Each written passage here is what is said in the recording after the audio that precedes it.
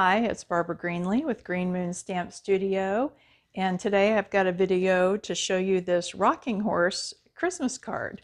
We're going to use a spring on it, so let's get started. Okay, in this video I'm just going to show you this rocking horse. This is the rocking horse stamp set, and there's a matching die to go with it. This is the card that I made, and it is on a Wobble spring. Isn't that so fun? I made two of them. This one I need to add the little holly down to the bottom. I noticed there was a nice place on the rocking horse rocker here to put another little sprig of holly. So I did it on one and not the other. Also, I wanted to point out that I'm still in the middle of my 12 Weeks of Christmas campaign. So if you're not on my mailing list, you should get on my mailing list. Just go to greenmoonstampstudio.com, and in the sidebar, there's a place to sign up. Or maybe if you're on there for a minute or two, the pop-up will come on. Here is one of the cards that I did for the Christmas card tutorial. It's also a Christmas rocker. I do a new one every week on Wednesdays, so it's not too late to sign up. There's another one tomorrow, and also it goes to December 20th. So let's get started on this. So let me move these to the side. We are using a cherry cobbler card base for this one. So we're going to fold our card in half.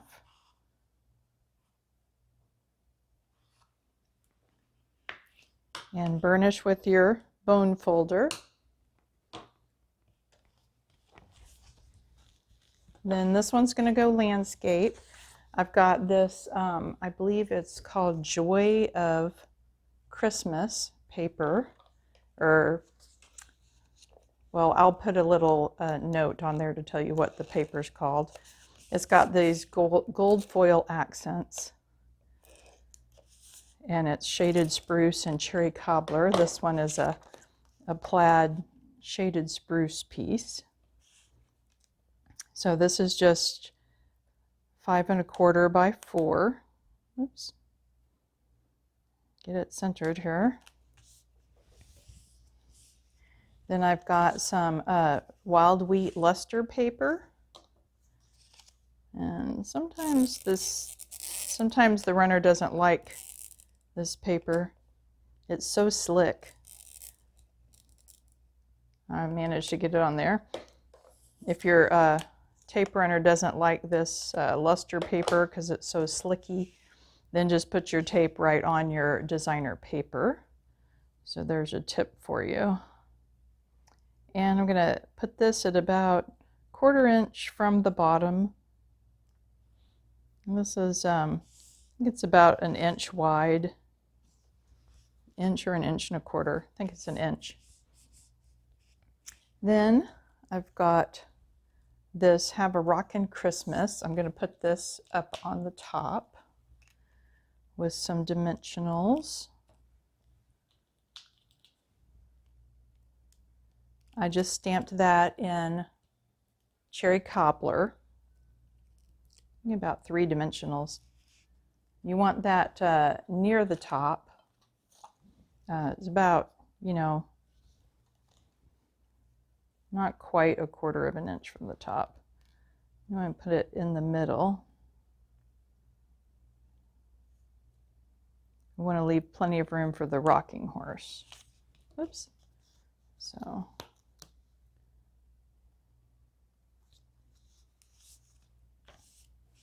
and then also I stamped it a little bit to the right so that I have room for the holly.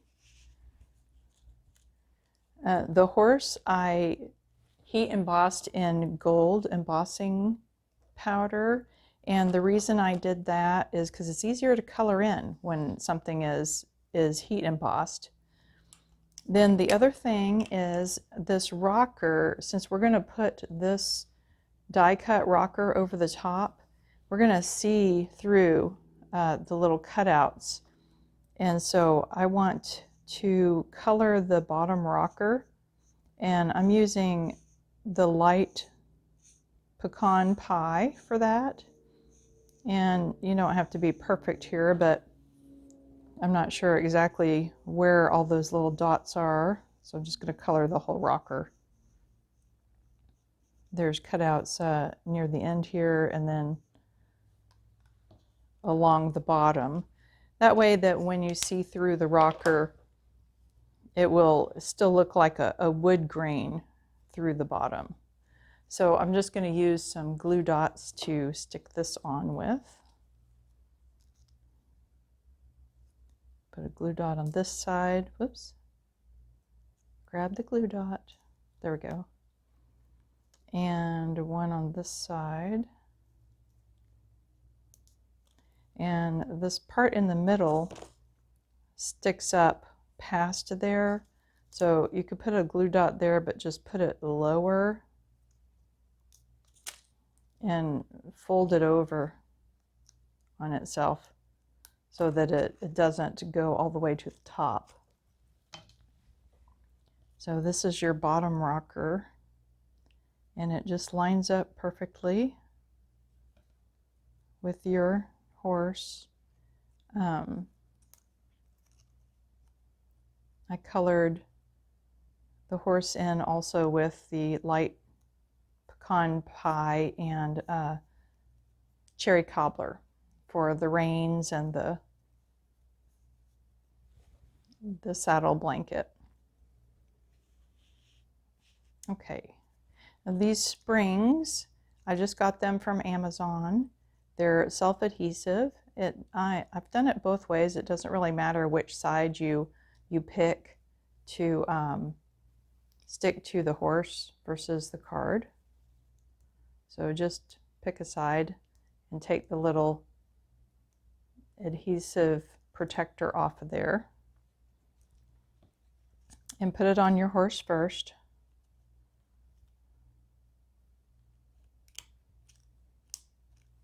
On the back, it fits quite well behind there. And then you can take the other protector off and stick it to your card.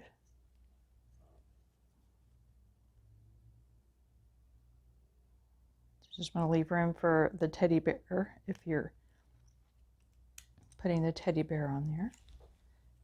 And there it is.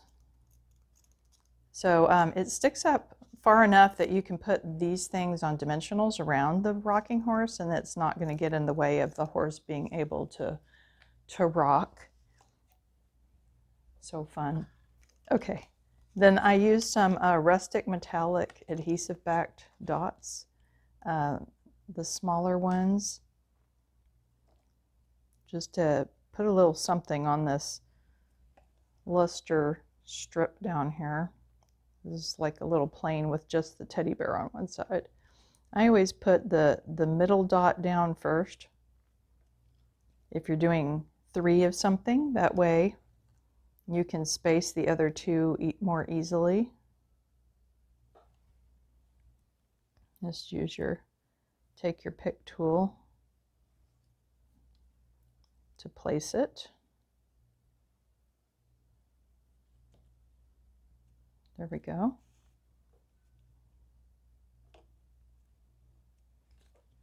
And then I've pre-cut some teddy bears. I wanted to show you something about the teddy bear here.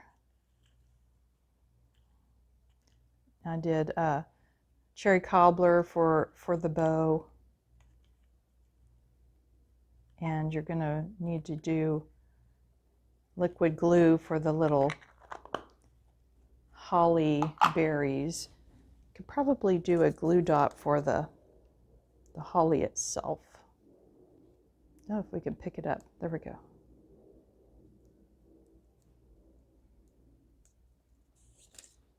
So you can just tuck it under if it's sticking out.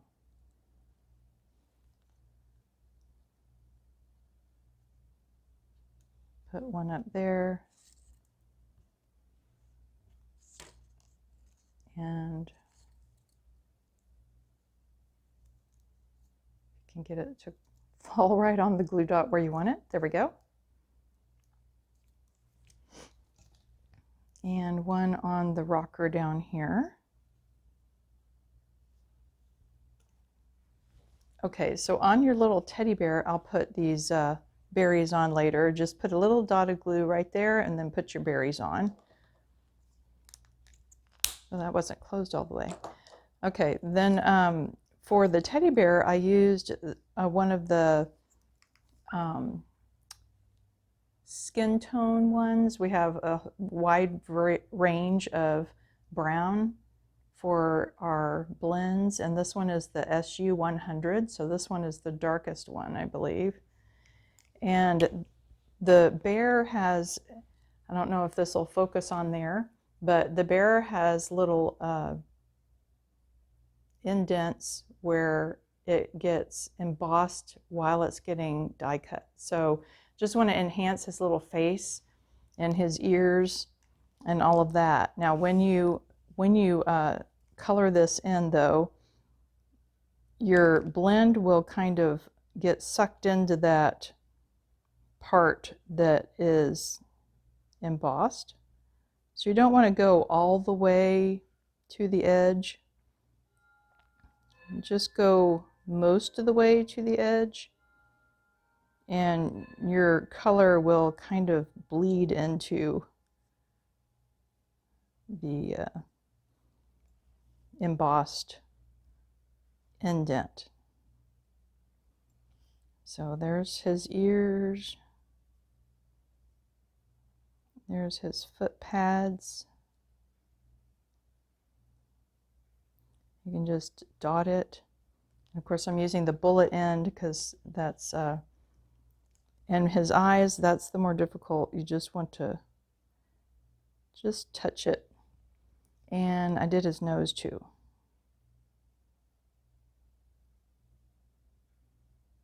So just a little dot. So cute. And I did put him up on a dimensional. So one dimensional fits behind him, just barely, but it does. I put him down in the corner here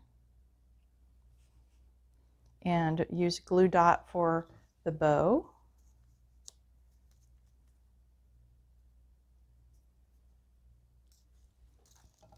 And I just have to add my berries. Whoops. Part of that glue dot is sticking out the bottom.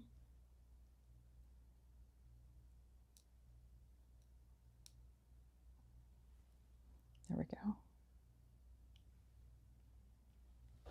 He's so cute. Then on the inside, I used some shaded spruce and stamped this Sending Christmas Joy. Sending Christmas Joy. It's from the same stamp set.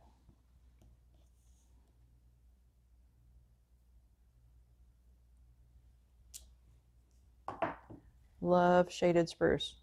My little sign here is with shaded spruce too. Of course, you know, there's no such thing as a bad green, right? That's my story. And when I did this for my stamp club, we